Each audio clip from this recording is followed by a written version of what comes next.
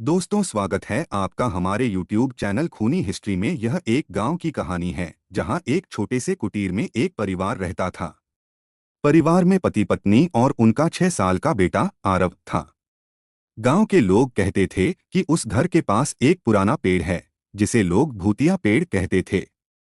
लोगों का मानना था कि उस पेड़ पर किसी आत्मा का वास है। आरव अक्सर उस पेड़ के पास खेलने चला जाता था, जबकि उसके माता पिता उसे मना करते थे।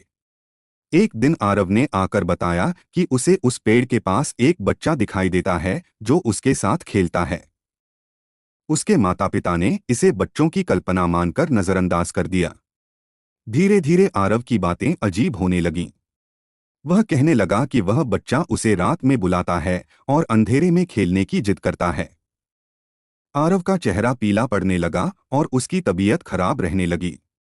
उसके माता पिता ने परेशान होकर गांव के बुजुर्गों से सलाह ली।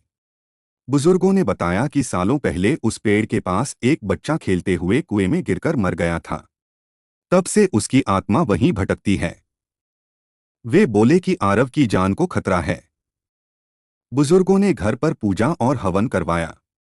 रात को उन्होंने उस पेड़ के पास जाकर आत्मा को शांति देने के लिए प्रार्थना की। जैसे ही पूजा पूरी हुई, आरव ने घर में चिल्लाना शुरू कर दिया।